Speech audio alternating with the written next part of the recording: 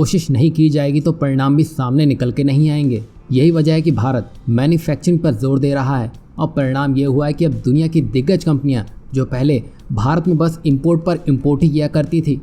आज वो भारत में स्वदेशी रूप से वो सारी वस्तुएं लोकली बनाने में लगी हैं, जिसका सूत्रधार भारत की आत्मनिर्भर मुहिम बनी है, जिसकी वजह से आज भारत चीन को अपने दम पर चुनौती देता नजर आ रहा है। और अब वो कंपनियां भी भारत में मेक इन इंडिया पहल की तर्ज पर काम करने को राजी हो चुकी हैं, जो भारत को सीधे मुंह तक देखती नहीं थी। यहाँ हम जर्मन ऑटो दिग्गज ऑडी की बात कर रहे हैं, जो अब भारत की शर्तों पर चलने पर राजी हो चुकी है, क्योंकि ऑडी की अकड़ की वजह से ही आज ऑडी की सेल्स भारत में कुछ खास नहीं कर पा रही हैं। सर्विस से लेकर एक्सपेंसिव पार्ट, ये कुछ ऐसे कारण हैं जिसकी वजह से भारत में ऑडी अपनी चमक खो चुकी है। और अब इससे पार पाने के लिए ऑडी एक बड़ा फैसला ले चुकी है, जिसमें जर्मन कार निर्माता कंपनी ऑडी ने आज घोषणा की है कि उसने औरंगाबाद के Skoda auto Volkswagen India private limited plant में हाल ही में लॉन्च की गई ऑडी Q3 और Q3 स्पोर्टबैक SUV का लोकल प्रोडक्शन शुरू कर दिया है। वहीं ऑडी की मेक इन इंडिया रणनीति का लक्ष्य भारत में अपने वाहनों के उत्पादन को